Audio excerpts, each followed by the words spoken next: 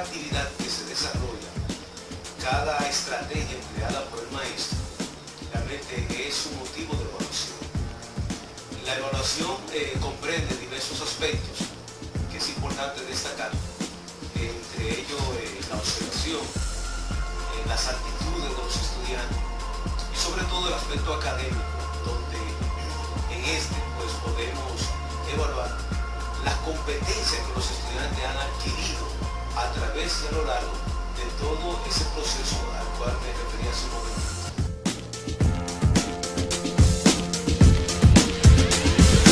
La evaluación parece ser tan antigua como el hombre mismo, anterior a la educación sistemática tal como la conocemos hoy. El hombre primitivo se enfrentó a la necesidad de tomar decisiones acerca de la elección de los medios de defensa y supervivencia. En la China antigua se realizaban exámenes para analizar a los funcionarios que ocuparían puestos gubernamentales. Los inicios de la evaluación desde la época antigua se caracteriza por el uso de procedimientos instructivos basados en referentes implícitos sin una teoría explícita de evaluación para valorar vivencias y establecer diferencias. En la antigua Roma, Cicerón introdujo planteamientos para evaluar los escritos de sus discípulos. Además, evaluaba la elocuencia y los argumentos de los oradores. El Tetrabíbodos era un manual de astrología y astronomía compuesto por 4 libros, cuya autoría se atribuye a Ptolomeo. Según Mark Reynolds, corresponde al más importante tratado de la evaluación de la antigüedad. Entre los siglos V y XV surgen las grandes universidades y se introducen en ellas los exámenes con carácter más formal. En el siglo XVII se utilizan cada vez más los exámenes públicos para demostrar el aprovechamiento académico de los escolares. En el siglo XVIII hay un aumento en el acceso a la educación. Con ello surge la necesidad de comprobar y verificar los méritos y niveles individuales. Allí surgen los primeros exámenes escritos como requisito de ingreso a las grandes universidades y a las escuelas de alto prestigio social. A lo largo del siglo XIX nace y se desarrolla la evaluación en la escuela tradicional. La forma de valorar el trabajo escolar es por medio de la calificación. En este siglo se establecen los sistemas nacionales de educación y aparecen los diplomas de graduación. Los grandes cambios producidos por la revolución industrial impactaron a todas las esferas sociales, impulsando a los gobiernos a buscar maneras de modernizar el funcionamiento de sus distintas instancias. La evaluación empieza a recibir influencia de otras disciplinas relacionadas con el proceso de la medición, como la pedagogía experimental y la diferencial. A finales del siglo XIX y hasta los años 20, la escuela nueva introduce nuevos elementos de evaluación procesual cualitativa. El término evaluación educacional fue acuñado por Ralph Tyler, considerado el padre de la evaluación educativa. Antes de él, la evaluación era asistemática, después de él, sistemática y profesional. Tyler fue el primero en plantear un modelo evaluativo sistemático que propone evaluar en función de la relación existente entre los resultados y los objetivos de aprendizajes establecidos previamente en el currículo, lo que se consigue a través del desarrollo de las actividades.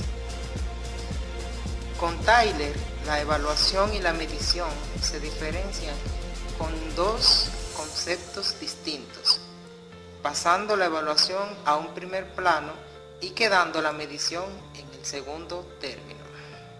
La buena evaluación precisa de las siguientes condiciones: propuesta clara de objetivos, determinación de las situaciones en las que se deben manifestar las conductas esperadas y la elección de instrumentos apropiados de evaluación. El tema de la evaluación es un tema preocupante y atendible en todos los procesos históricos de la humanidad, sobre todo en el ámbito educativo.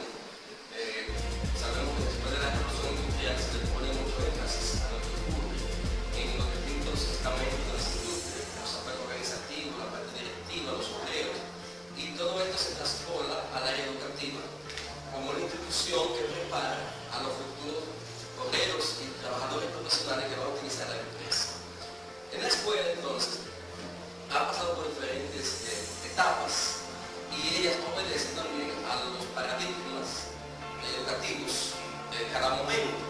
En el siglo XIX se hablaba de conductismo, que fue una corriente oeste, una corriente educativa, filosófica también, que busca la mención, o sea, observar todo lo que ocurre en el aula para dar una puntuación, una calificación, con el propósito principal de acreditar, es decir, crear un certificado al final de un periodo de una profesión, tanto a nivel universitario como a nivel medio y básico, e incluso hasta a nivel inicial, hacen una graduación y certifican a los niños para el proceso. Casi contemporáneo al conductismo, se creó una corriente de paradigma positivista, donde el estudiante tenía también que hacer experimentos, tenía que investigar, mucho más práctico, más científico, con los pasos del método científico. Pero aún así, se enfatizaba más el producto, no el proceso de cómo se aprendió, cómo se investigó, cómo se sentían las personas que estaban realizando ese proceso. Ya en el siglo XX, que aún no significa eso que no tengamos incidencia en un modelo, digamos, paradigmas. Se ha venido trabajando sobre otros paradigmas, en este caso el neopositivismo, luego el constructivismo y el cognitismo, donde se pretende que el ser humano se aborde de una forma holística, integrada y que no se fragmente los conocimientos. Después de la Segunda Guerra Mundial y aproximadamente a finales de la década de los 50, para la sociedad estadounidense llegó el momento necesario de olvidar los estragos de la guerra. A esta época, desde el punto de vista de la evaluación educativa, se le llama de la inocencia o irresponsabilidad social.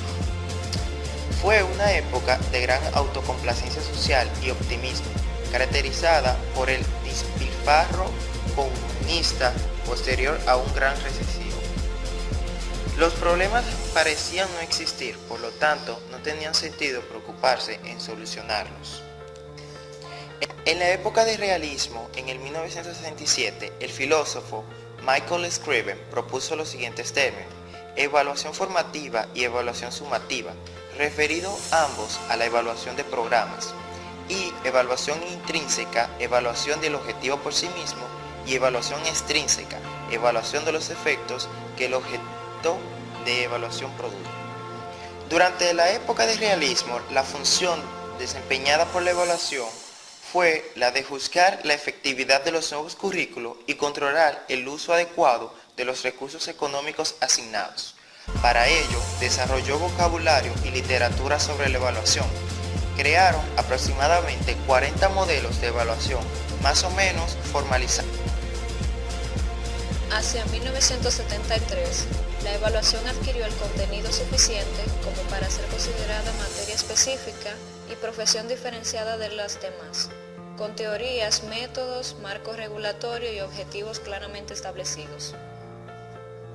Durante esta época se da una eclosión de modelos evaluativos, muchas veces opuestos, que son cada vez más cualitativos. Las universidades importantes de Estados Unidos comienzan a diseñar programas para formar y egresar especialistas en evaluación.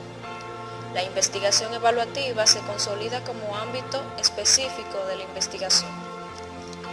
Actualmente existen 3 enfoques: el proceso de obtener evidencias, que es la medición, que nos permite juzgar, el juicio, el grado de logro o congruencia de los objetivos de aprendizaje. Las nuevas acepciones señalan a la evaluación como fuente de información para la toma de decisiones.